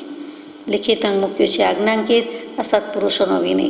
44 વર્ષ મોટા છે સૌભાગભાઈ, એટલે કૃપાળુદેવ તેમના પ્રત્યે આજ્ઞાંકિત લખે, એમાં નવાઈ નથી. વ્યવહાર વિનય છે કે લિખિત અંગમાં આજ્ઞાંકિત. આપણે તો હવે તો પત્ર લખવાનો ટાઈમ જ ગયો, જમાનો ગયો. સેલ ફોન જિંદાબાદ, મોબાઈલ ફોન જિંદાબાદ, કંઈ પણ ફોન જિંદાબાદ. પણ લખવાનું આવ્યું હોય, જ્યારે જ્યારે આવ્યું હોય તો આપણે જાણીએ છીએ કે લિખિત અંગમાં આજ્ઞાંકિત લખીએ. વળી છોરું લખવું હોય તો લખીએ. છોરું જેવો ભાવ તો જરાય ન હોય, પણ છોરું લખીને છૂટી જાય અને પછી પ્રણામ લખીએ, અથવા સાષ્ટાંગ પ્રણામ કે ઘણું બધું લખીએ, પણ આટલું તો લખે જ. તો તે લખવાની વાત તો જતી રહી છે, પણ આપણને આજ્ઞાંકિતનો અર્થ સમજવાની પ્રેરણા મળે કે આજ્ઞાંકિત શું? જેને પત્ર લખ્યો હોય એની આજ્ઞામાં છીએ, અથવા તો તમારી આજ્ઞા અમને શિરો માન્ય છે, એવા ભાવથી આપણે આજ્ઞાંકિત લખીએ. એકેય વાત કીધેલી માનતા ન હોય તો પણ આપણે નીચે આજ્ઞાંકિત લખીએ. અહીંયા ચાલે નહીં. અહીંયા કૃપાળુદેવ તો લખે છે, સો હી મેન્ટ ઇટ. બરોબર એમને લાગ્યું છે ત્યારે જ લખે. એકેય શબ્દ એમને લખે? પોતે ચરિતાર્થ કરીને લખ્યું છે, અનુભવીને લખ્યું છે. કઈ આજ્ઞાંકિત? સૌભાગભાઈના શું આજ્ઞાંકિત છે કૃપાળુદેવ? તો કૃપાળુદેવે જીન ભગવંતની આજ્ઞા અંકિત કરેલી છે, એટલે કે દોરી છે, ફૂટપટ્ટીથી આંકી છે, રેખાંકન કરેલું છે, ચિત્રામણ કરેલું છે. પોતે પોતાના આત્મામાં દોરી દીધેલી છે. કઈ જીન ભગવંતની આજ્ઞા? તો કે સ્વભાવમાં રહેવું, વિભાવથી મુકાવવું, એ જીન પ્રવચનની મુખ્ય આજ્ઞા છે. તો પોતે જીન ભગવાનનો, મહાવીર ભગવંતનો, એ પૂર્વે થઈ ગયેલા બધા ભગવંતનો દાસ છું. આજ્ઞા અંકિત કરેલી છે, એનો સેવક છું. તે જે રસ્તે ગયા તે રસ્તે જવું છે, તેના અનુયાયી ખરા અર્થમાં અમે છીએ, એમ પણ પોતે કહી દીધેલું છે બીજા પત્રમાં કે અમે ખરેખર અનુયાયી કેવડાવવા યોગ્ય હોઈએ તો આ કાળમાં અમે છીએ, એમ પણ કૃપાળુદેવે કીધું છે. એટલે ખરા અર્થમાં આજ્ઞાંકિત છે. એટલે લિખિત અંગ આજ્ઞાંકિત. પછી પ્રણામ નથી, પોતાનું નામ નથી, કાંઈ જ નથી. એટલે સૌભાગભાઈની આજ્ઞામાં નહીં, પણ જીન ભગવંતની આજ્ઞામાં છું. આત્માની, શુદ્ધાત્માની આજ્ઞા અંકિત કરેલી છે, તેવો આજ્ઞાંકિત. અહીંયા આ પત્ર પૂરો થાય છે. ત્યાર પછીનો પત્ર છે પત્રાંક 142, આત્માનું વિસ્મરણ કેમ થયું હશે. એ પત્ર ત્રિભુવનભાઈ વાણેકચંદભાઈને લખાયો છે. યોગ્યતા બાબતનો છે, અનુસંધાન છે, એટલે આપણે લઈએ છીએ. વવાણિયા, 2 ભાદરવા વદ 13 શનિ, વિક્રમ સંવત 1946, તારીખ 11/10/1890. ધર્મ જિજ્ઞાસુ ભાઈ ત્રિભુવન, મુંબઈમાં વસવાટ છે, અને કૃપાળુદેવ વવાણિયામાં 1 મહિના માટે પધાર્યા છે, ત્યારની વાત છે. તો ધર્મ જિજ્ઞાસુ કહી દીધા ત્રિભુવનભાઈને, ખંભાતવાસી ત્રિભુવનભાઈને, કે તમને ધર્મ પામવાની જિજ્ઞાસા છે, જેવું તેવું વિશેષણ નથી, સત પામવાની જિજ્ઞાસા છે. તે જિજ્ઞાસુ જીવને થાય સદગુરુ બોધ, તો પામે સમકિતને વર્તે અંતર શોધ. તમે અને બીજા જે ભાઈઓ મારી પાસેથી કંઈ આત્મલાભ ઈચ્છો છો તે લાભ પામો. તેમાં બીજો આશીર્વાદ આવ્યો કે તમે અને બીજા ભાઈઓ, એટલે અંબાલાલભાઈ અને જે મિત્ર મંડળ મંડલિક છે તે, એ જે મંડળીના સભ્યો તે માંડલિક, તે બધા કંઈ આત્મલાભ ઈચ્છો છો તે લાભ પામો. એટલે ત્યાં કહી દીધું, જે તમને જોઈએ છે તે તમને મળો, તથાસ્તુ. એ મારી અંતઃકરણથી ઈચ્છા જ છે. કૃપાળુદેવ જેવા લખે છે કે મારી પણ ઈચ્છા એમ જ છે, મારું હૃદય કે અંતઃકરણ પણ એમ જ કહે છે કે આપ એ લાભને પામો. તથાપિ તો પણ તે લાભ આપવાની જે યથાયોગ્ય પાત્રતા, તેમાં મને હજુ કંઈક આવરણ છે, અને તે લાભ લેવા ઈચ્છનારની પણ કેટલીક રીતે યોગ્યતાની મને ન્યૂનતા લાગ્યા કરે છે. એટલે એ બંને યોગ જ્યાં સુધી પરિપક્વતાને નહીં પામે ત્યાં સુધી ઈચ્છિત સિદ્ધિ વિલંબમાં રહી છે, એમ માન્યતા છે.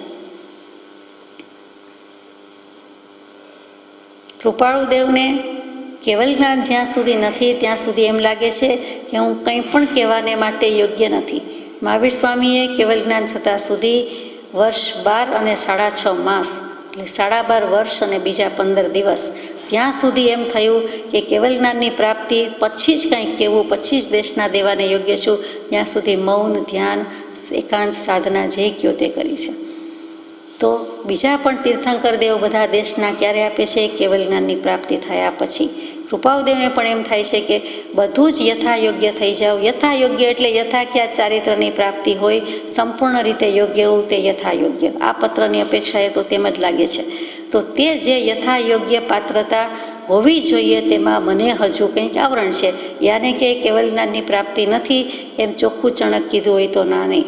કેટલુંક હજુ કરવું જોઈએ તે થયું નથી, કેટલુંક થવું જોઈએ તે છે નહીં, છે તેની મેં રક્ષા કરી નથી, રાખ્યું નથી એમ. અને તે લાભ લેવા ઈચ્છનારની પણ કેટલીક રીતે યોગ્યતાની કચાશ કે ન્યૂનતા છે. મારી તો યોગ્યતાની કચાશ છે, પણ સામાજીવની પણ યોગ્યતાની કચાશ છે.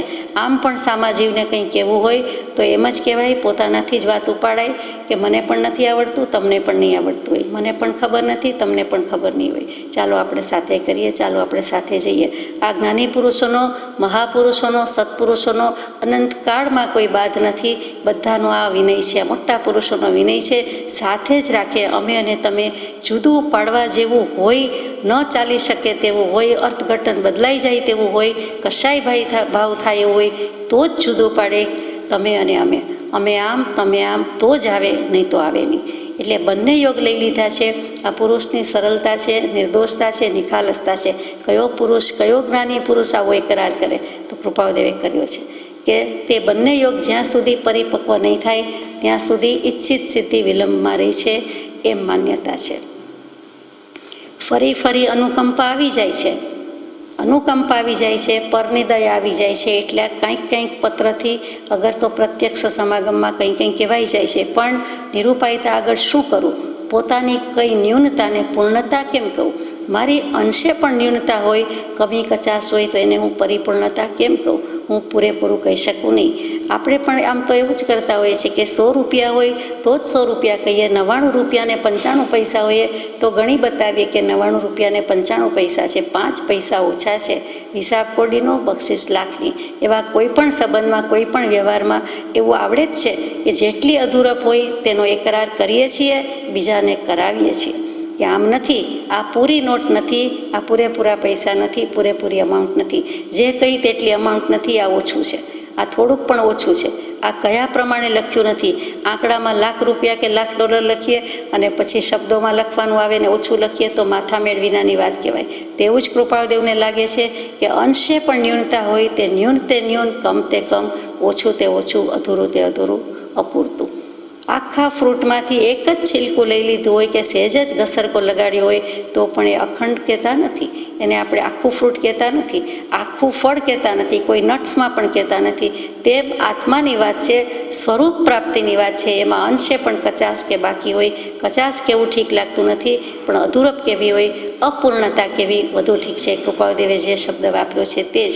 તો તે ઉપરથી સમજાય છે કે જ્ઞાની પુરુષો, અહીંયા તો પરમ કૃપાળુદેવ જ કેટલા બધા તટસ્થ, નિખાલસ, નિર્દોષ અને ન્યાયાધીશ કરતાં પણ મધ્યસ્થતાથી વર્ત્યા છે એ જોવાનું છે. એ ઉપરથી એવી ઈચ્છા રહ્યા કરે છે કે હમણાં તો જેમ તમે બધા યોગ્યતામાં આવી શકો તેવું કંઈ નિવેદન કર્યા રહેવું, જે કંઈ ખુલાસો માગો તે યથામતી આપવો, નહીં તો યોગ્યતા મેળવ્યા રહો એ ફરી ફરી સૂચવવું. મને તો એમ ઠીક લાગે છે કે તમે પણ યોગ્યતા મેળવવાનો પુરુષાર્થ કરો અને હું પણ પરિપૂર્ણ યોગ્ય થવાનો પુરુષાર્થ કરું. અને તમને જે કંઈ ઠીક લાગશે તે મને યથામતી, મારી કંઈ માન્યતા, બુદ્ધિ જે કહેતી હશે તે પ્રમાણે હું લખીશ, અને નહીં તો યોગ્યતા મેળવવાનો પુરુષાર્થ કર્યા કરો. અને એ જ મારે ફરી ફરી સૂચવવું. સાથે ખીમજીભાઈનું પત્ર છે તે તેમને આપશો. એ પત્ર તમને પણ લખ્યું છે એમ સમજશો. એટલે ત્રિભુવનભાઈ, માણેકચંદભાઈ, અંબાલાલભાઈ અને ખીમજીભાઈ, દેવજીભાઈને લખું છું એટલે પોસ્ટલ સ્ટેમ્પથી સાબિતી રૂપે ખીમજીભાઈનું જ નામ આવે, પણ તે તમને પણ લખ્યું છે એમ સમજશો. એટલે બધું એક સાથે થઈ ગયું. એમને પણ લખ્યા બરોબર છે. અહીંયા આ પત્ર પૂરો થાય છે. ખીમજીભાઈનો પત્ર પછી શરૂ થાય છે. હવે આપણી વાત યોગ્યતાની, કે યોગ્યતા લાવો એટલે શું? તો તો કે યોગ્યતા માટે બ્રહ્મચર્ય એ મોટું સાધન છે, એ વાત આપણે લઈ લીધી. પછી બ્રહ્મચર્યના મહિમા પછી તે વિના વસ્તુ પાત્રમાં રહેતી જ નથી, એટલે મોટી વાત છે કે રાગ સિવાય પ્રવૃત્તિ થઈ શકતી જ નથી, એટલે તે ત્યાં રાગનો અભાવ કરવાની વાત છે, માટે હોઈ શકે નહીં. જો પાત્ર થવા સેવો સદા બ્રહ્મચર્ય મતિમાન. તે પછી કહી દીધું કે સત્સંગ એ સૌથી પહેલું અને સહેલું સાધન છે. બ્રહ્મચારીજીએ પ્રજ્ઞાબોધમાં ઘણો મહિમા ગાયો છે. અનંતા જ્ઞાનીએ ગાયો, કૃપાળદેવે ગાયો, વળી બ્રહ્મચારીજીએ પણ પ્રજ્ઞાબોધમાં ગાયો કે સત્સંગથી કાંઈક ગુરુ ઓળખાય કે ભગવાન ઓળખાય, અને એના માટે ઘટ વૈરાગ્ય, ગુરુ ઓળખવા ઘટ વૈરાગ્ય. વૈરાગ્ય અને ઉપશામ લાવશો તો યોગ્યતા આવશે, નહીં તો નહીં આવે. એટલે આપણે બધાએ યોગ વાસિષ્ઠના પત્રમાં પણ આગળ આવી ગયું કે વૈરાગ્ય ઉપશમની પ્રાપ્તિ કરો, ગમે ત્યાંથી તે વધે તેવું કરવું, તે વધે તેવા સત્શાસ્ત્ર વાંચવા વગેરે વગેરે આપણે અગાઉ વાંચી ગયા છીએ. હમણાં છેલ્લા 8-15 દિવસમાં યોગ વાસિષ્ઠની વાત ઘણી આવી ગઈ છે. તો વૈરાગ્ય ઉપશમ એ પણ યોગ્યતાનું મોટું સાધન થયું. આ બધા તો આપણી બુદ્ધિથી મતે કલ્પનાથી વિચાર્યા કે જ્યાં જ્યાં લખ્યું છે ત્યાં બ્રહ્મચર્ય, અગર ત્યાગ વૈરાગ્ય, અગર ઉપશમ, અગર તો સત્સંગ, એ બધા સાધન છે, અને જેના બળે સત્પુરુષની ખોજ થઈ શકે છે. કૃપાળુદેવે જે મૂક્યું છે કે યોગ્યતા લાવો, તે તો જુદું જ છે. આ બધું ઠેર ઠેર આવે છે, પણ એ બધું જેમાં સમાય છે તેવો 143મો પત્ર કે નીચેનો અભ્યાસ તો રાખ્યા જ રહો. ખીમજીભાઈ દેવજીભાઈને લખ્યું છે. વવાણિયા, બીજા ભાદરવા વદ 13 શનિ વિક્રમ સંવત 1946. એમાં કયો અભ્યાસ રાખવાનો છે? અભ્યાસ શું? તો કે પ્રેક્ટિસ. પ્રેક્ટિસ શું? તો કે મહાવરો. પણ એ તો પર્યાય શબ્દ થયા. ખરેખર અભ્યાસ શું? આસ બેસવું, અભિવત્તા આસ. જ્યાં જ્યાં વૃત્તિ ગઈ હોય, જ્યાં જ્યાં ક્રિયા પ્રવૃત્તિ કરી હોય, ત્યાંથી ફરી પાછા જેનો અભ્યાસ કરવાનો છે તેના પર આવીને રહ્યો, તેનું નામ અભ્યાસ. જે કયું છે તેના પર આવીને રહ્યો, તેનું નામ અભ્યાસ. તો અહીંયા અભ્યાસ શબ્દનો અર્થ કઈ રીતે કયો? તો કે પહેલું, ગમે તે પ્રકારે પણ ઉદય આવેલા અને ઉદય આવવાના કષાયોને ઉપશમાવો. જે કંઈ ઉદયમાં આવી ગયેલા છે અને ઉદયમાં આવવાના છે, ભવિષ્યમાં છે, કેમ ખબર પડે? તો કે એવા કષાયના નિમિત્તો છે અને એનાથી દૂર રહેવું. આમાં કષાય થાય એમ છે, આમાં કષાય ભાવ ઉત્પન્ન થાય, આમાં કષાય ભાવમાં ઉમેરો થશે, ઘીમાં વધારે કંઈક આગ મૂકાશે અથવા તો બળતણ મૂકશું તો વધારે થશે, એમ જે સમજાય છે તેવી રીતે તેને શમાવાની વાત કરી. આ યોગ્યતા રાખવાની વાત છે, એટલા માટે કહેવાય છે. બીજો બોલ છે, સર્વ પ્રકારે અભિલાષાની નિવૃત્તિ કર્યા કરો.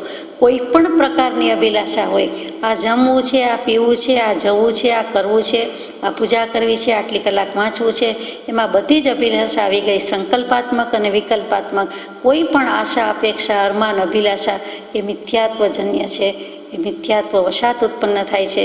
એટલે અભિલાષા અજ્ઞાનજન્ય છે, અજ્ઞાનના મૂળમાં મિથ્યાત્વ છે, માટે તેને દૂર કરવી, તેની નિવૃત્તિ કરવી, જેટલી બને તેટલી ઓછી કરવી, એનાથી પાછા હટવું, પ્રતિક્રમણ કરવું. ત્રીજો બોલ છે, આટલા કાળ સુધી જે કર્યું તે બધાથી નિવૃત્ત કરો, એ કરતાં હવે અટકો. આજ સુધી શું કર્યું? સંસાર પરિભ્રમણ, સંસરણ કર્યા કર્યું. શોભાયાત્રા વરઘડો સંસરતો હોય, સંચરતો હોય, એમ થાય કે નીકળું છે, નીકળે છે, દેખાય છે, એ માહોલ જ જુદો. તેવી જ રીતે આપણે પણ પરિભ્રમણનું જ સંસરણ કર્યું છે. સંસરણ કહેતા જ સંસાર. એ પ્રક્રિયા ચાલુ જ છે, સમયે નવો બંધ કર્યા કરે છે. વિભાવ પરભાવમાં જાય છે, એટલે બીજામાં સરી પડે છે, બીજા ભાવમાં સરી પડે છે, આત્મભાવ સિવાયના ભાવમાં સરી પડે છે, તેનું નામ સંસાર. અને તે તો કરતા આવ્યા. આટલા કાળ સુધી જે કર્યું એટલે કે સંસાર ભાવ કર્યો, દેહ ભાવ કર્યો, તે બધાથી નિવૃત્ત થાઓ, એ કરતા હવે અટકો. એટલે ત્યાં નિર્વેદ ભાવના આવી ગઈ. પહેલાંમાં કહ્યું કે ઉદય આવેલા કષાયોને ઉપશમાવો વગેરે, એટલે સંવેગ, નિર્વેદ, અનુકંપા, આસ્થા, એ જે 5 સમ્યક દશાના લક્ષણ છે, તે પહેલું લક્ષણ પહેલાં બોલમાં આવ્યું. બીજું લક્ષણ, સર્વ પ્રકારની અભિલાષા નિવૃત્ત કરો, એટલે સંવેગ આવે છે કે હવે મોક્ષ માર્ગમાં જવું છે, એકમાત્ર મોક્ષ અભિલાષ, બીજું કાંઈ ન જોઈએ. ત્રીજું, આટલા કાળ સુધી જે કર્યું ત્યાંથી નિવૃત્ત થાઓ, કરતા અટકી જાઓ, એટલે stop it there, right there, એટલે ત્યાં જ અટકો. પોઝ લેતા જ નથી, સ્ટોપ નથી કરતા અને પોઝ લેતા નથી, તો હવે અટકો. એટલે ત્યાં નિર્વેદ આવી ગયો. તમે પરિપૂર્ણ સુખી છો એમ માનો અને બાકીના પ્રાણીઓની અનુકંપા કર્યા કરો. આપણને બહુ દુઃખ વિકલ્પ થયા કરતા હોય, હું સુખી, હું દુઃખી, એમાં હું દુઃખી, તો કે બીજા બધા દુનિયામાં આપણા કરતાં ઘણા દુઃખી છે, આપણે તો પરિપૂર્ણ સુખી છીએ એમ માનો. ત્યાં સુખી માની લેવાનું છે, અભિમાન કરવાનું નથી. પણ બુદ્ધિમાં, અભિપ્રાયમાં, દૃષ્ટિમાં વિચારીને લાવવાનું છે કે બીજા પાસે જે દુઃખ છે એ તો વ્યવહારમાં પણ વિચારીએ છીએ, એના કરતાં મારી પાસે તો બહુ જ ઓછું દુઃખ છે. હું તો સુખી જ છું, અહીંયા તો ઓછું દુખે નહીં, સુખી જ છું, કેમ કે આત્મા છે, 5 ઇન્દ્રિય છે, 6ઠું મન છે, મનુષ્ય જન્મ છે, આર્યક્ષેત્ર છે, ઉત્તમ કુળ છે, એકથી ચડિયાતા 10 બોલની દુર્લભતા મળી ગઈ છે. હવે તો માત્ર સદગુરુના યોગે વચનામૃતથી મારું કલ્યાણ કરી જાઓ, તે જ સાફલ્ય છે. એટલે ત્યાં સુખી જ છે. આપણી પાસે આત્માના અનંત ચતુષ્ટય છે, જરૂર છે. જેવા ભગવાનના છે એવા જ આપણા છે, એણે પ્રગટ કર્યા, આપણે પ્રગટ કર્યા નથી. આપણી પાસે એટલો જ ખજાનો હોય, એટલા જ પૈસા હોય, બીજો લખલૂટ પૈસા વાપરતો હોય તો એમ થાય છે ને કે આપણી પાસે પણ એટલા જ છે, આપણે વાપરવા નથી. છે તો ખરા જ, એ ભલે વાપરે, અથવા એ વાપરે છે તો હું પણ વાપરું. એ જે બધા ભાવ છે એ જ ભાવ અહીંયા છે કે આત્માના કોષમાં તો અખૂટ ખજાનો ભરેલો છે, બીજા બધા એના ગુણ વાપરે છે, પ્રકાશમાં લાવે છે. હું લાવતો નથી, મારે લાવવા હોય તો લાવું, મારા ખજાનાનો હું માલિક છું, સ્વામી છું. મન કી મરજી, કરવું હોય તો કરું, નહીં તો ન કરું. તો ભગવાન કહે છે કર, મંડી પડને, હવે પરિપૂર્ણ સુખી છો અને બાકીના પ્રાણીઓની અનુકંપા કર્યા કરો. બીજા બધા પ્રાણી છે એની દયા કરો. સ્વદયા અને પરદયા. ભગવતીજી સૂત્રમાં 8 પ્રકારે દયા આપી, એમાં સ્વ અનુકંપા, પર અનુકંપા. પર અનુકંપા તો આપણે બહુ જ કરીએ છીએ, તો આમાં પણ કરવા જેવી છે કે બધા સુખી કે બધા દુઃખી, અનુકંપા કર્યા કરો. આપણે સુખી છીએ, થાય તેટલી દયા કરો. અને સ્વ અનુકંપા એટલે સ્વરૂપ દયા અને નિશ્ચય દયા. એના પર આવ્યા વિના કોઈ કાળે મોક્ષ નથી. આખરે એ પણ મૂકવાની છે, પણ તેના પર આવવું પડે છે. પરોપકાર બહુ કર્યા, પણ આત્મા પર જ પરોપકાર નથી કર્યો. એ પર લાગ્યો નથી, એ શ્રેષ્ઠ લાગ્યો નથી, એ પારકો લાગ્યો છે, એટલે એની દયા ખાધી નથી. અને 5મું છે જે કોઈ એક સત્પુરુષ શોધો અને તેના ગમે તેવા વચનમાં પણ શ્રદ્ધા રાખો. જો સત્પુરુષના વચનમાં શ્રદ્ધા રાખી, જો એ બધું, તો એમાં જે કંઈ છે તે મળશે અને ફળશે. સત્પુરુષ પાસે જે છે તે મળશે અને જે આપણી પાસે છે તે ફળશે. એ સાર્થક થશે, વાવેલું ઉગી નીકળશે. એટલે કોઈ એક સત્પુરુષ શોધો. સત્પુરુષ શું? સત્પુરુષ કોણ? પરમ કૃપાળુદેવ તો સત્પુરુષ છે જ. અનંતા સત્પુરુષ થઈ ગયા, અનંતા વિતરાગ ભગવાન થઈ ગયા, બધા થઈ ગયા. સત્પુરુષની વ્યાખ્યા આપવામાં કૃપાળુદેવે કંઈ બાકી રાખ્યું નથી. જે ભૂલ થાય છે એને કારણે તો પરિભ્રમણ થયું છે. જે ભૂલ છે તે સદગુરુ તત્વની ભૂલ જ રખડાવે છે. આજે કે ભૂત ભવોમાં આપણને રજડાવનાર, રખડાવનાર એક સદગુરુ તત્વની આપણી કીધેલી ભૂલ જ છે, બીજી કાંઈ નથી. જો સાચા ગુરુ મળ્યા હોય તો સાચો દેવ અને સાચો ધર્મ જ હાથમાં પકડાવે, જલાવે અને મોક્ષે જતા રહીએ. પણ ક્યાંક વાંધો સદગુરુ તત્વની છે. અને સત્પુરુષ કહેતા જ નિષ્દિન જેને આત્માનો ઉપયોગ છે. સાંભળ્યામાં નથી, શાસ્ત્રમાં નથી, કયામાં નથી, છતાં અનુભવમાં આવે એવું જેમનું કથન છે અને અંતરંગ સ્પૃહા નથી, એવો નિસ્પૃહ પુરુષ મળવો કૃપાળુદેવ જેવો મહાદુર્લભ છે. જ્યાં સત્પુરુષ જેવું લાગે ત્યાં સ્પૃહા ને સ્પૃહા, ઈચ્છા, યશ, કીર્તિના જ ટોળા ને વાદળા. એટલે ક્યાંય સત્પુરુષ હોય તેમ દેખાય નહીં, આપણને એવું લાગે. કોઈ દિવસ ગામે ગામ ગુરુ હોય નહીં, સ્થળે સ્થળે ગુરુ હોય નહીં. એવી રીતે જ્યાં જઈએ ત્યાં ગુરુ હોઈ શકે નહીં, ગલીએ ગલીએ ગુરુ હોઈ શકે નહીં. તેમ છતાં બધા માને તે મોટી ભૂલ થાય છે. એટલે ત્યાં સદગુરુ તત્વ ઉપર ભાર છે, સત્પુરુષ તત્વ ઉપર ભાર છે. સત્પુરુષ તે કે જેમાં સદગુરુત્વ રહેલું છે, સત્સંગ રહેલો છે, સદદેવત્વ છે, સદધર્મત્વ છે. માટે તો ગાઈએ છીએ સવારે કે સદગુરુ પદ મેં સમાત હે, અરહંત આદિ પદ સર્વ, તાતે સદગુરુ ચરણ કો ઉપાસો તજી ગર્વ. એટલે જે મહિમા છે તે સદગુરુ તત્વનો જ છે. આત્મજ્ઞાનને પ્રાપ્ત હોય, સ્વરૂપને પ્રાપ્ત હોય તેવો કૃપાળુદેવને જેવો થયો છે, એવો દેહને આત્માનો ભિન્ન ભાવ, ભેદભાવ થયો હોય તેવા સ્વરૂપલક્ષી કે સ્વરૂપગત એવા સજાત્મ સ્વરૂપ વિલાસી સત્પુરુષની તો ખાટલે મોટી ખોટ જ છે. સત્પુરુષનો કોઈ કાળમાં અભાવ નથી, દુષ્કાળ નથી, પણ જ્યાં ત્યાં ને જેમ તેમ તો ન જ હોય એ વિચારવા જેવું છે. અને આ ભૂલે જ આપણને રખડાવનાર થયા છે. આ ભવે આ ભૂલ ન જ થવી ઘટે એટલી આપણી આ તકે આજના શુભ દિવસે પણ પ્રતિજ્ઞા છે કે જે ભગવંત એમ લખે છે, કૃપાળુદેવ પોતાની દશાની 50 લખે છે, એક શોભ અનુભવ્યો છે, જેમ છે તેમ લખી દીધું છે. ત્યાં સંપૂર્ણપણાનો કોઈ દાવો નથી, જેમ છે તેમ લખ્યું. જ્યારે થયું ત્યારે એમ પણ લખ્યું કે અમે બીજા રામ અથવા શ્રી મહાવીર થયા છીએ, પરમાત્મા સ્વરૂપ થયા છીએ 680માં પત્રમાં. પછી આત્મસિદ્ધિજીની રચના દીધી છે, દેશના દીધી છે, 6 પદનો પત્ર લખ્યો છે, વગેરે વગેરે. પણ તે પહેલાં તો કે તે પહેલાં અહીંયા 50નો એકરાર કર્યો. પોતાને જે કાંઈ ન્યૂનપણું લાગ્યું તે એકરાર કર્યો. કયો પુરુષ આજે એકરાર કરે છે? કયો પુરુષ આવી નિખાલસતા રાખે છે? કયો પુરુષ આવી નિર્દોષતા દાખવે છે? તે બહુ વિચારનીય છે. તો અહીંયા કૃપાળુદેવની વાત કરતા હતા. 130મો પત્ર એટલે ગણ્યા ગાંઠિયા દિવસો પહેલાંની વાત, કે ધર્મ જ જેનું અસ્થિ છે, ધર્મ જ જેની મિજા છે, ધર્મ જ જેનું લોહી છે, ધર્મ જ જેનું આમિષ છે, ધર્મ જ જેની ત્વચા છે, ધર્મ જ જેની ઇન્દ્રિયો છે, ધર્મ જ જેનું કર્મ છે, ધર્મ જ જેનું શયન છે, આસન છે, ચલન છે, જાગૃતિ છે, અને ધર્મ જ જેનો આહાર છે, વિહાર છે, નિહાર છે, ધર્મ જ જેનો સંકલ્પ છે, ધર્મ જ જેનું વિકલ્પ છે, અને ધર્મ જ જેનું સર્વસ્વ છે. 14 બોલથી લખાયેલી પોતાની દશા 14મા ગુણસ્થાનકે લઈ જાય તેવી દશા, એવા પુરુષની પ્રાપ્તિ દુર્લભ છે, અને તે મનુષ્ય દેહે પરમાત્મા છે એમ પોતે મૂકી દીધું. અને તે પુરુષને હજુ એમ લાગે કે સેજ કચાશ છે, ક્યાં આ પુરુષો અને ક્યાં આજકાલ જ્ઞાની મનાવતા કેવડાવતા પુરુષો. જીવે લક્ષ્ય રાખવાનું છે, દુનિયા ઝૂકતી હે, ઝુકાને વાલા ચાહીએ. પણ દુનિયા શું કામ ઝૂકે? આપણે દુનિયાદારીમાં છીએ કે કયા છીએ? મતલબી જીવો છે, સ્વાર્થ સાધી લેવાનો છે. એ પાંચેનો અભ્યાસ અવશ્ય યોગ્યતાને આપે છે. પાંચમામાં વળી ચારે સમાવેશ પામે છે. પાંચમું જે કીધું કે કોઈ સત્પુરુષ શોધો, આપણે ખોજવાની જરૂર નથી, આપણને સત્પુરુષ મળી જ ચૂક્યો છે. આપણને પરમ કૃપાળુદેવ નથી મળ્યા, આપણે પરમ કૃપાળુદેવને નથી મળ્યા. હવે માત્ર વાર ક્યાં છે તો કે એ બોલાવીને કે આવકાર આપે કે આવો બેસો, આવું ભાઈ હરખા, આપણે બેઉ સરખા. ત્યારે માનવું કે આપણી દશા થઈ. સજાત્મ સ્વરૂપ પરમ ગુરુ.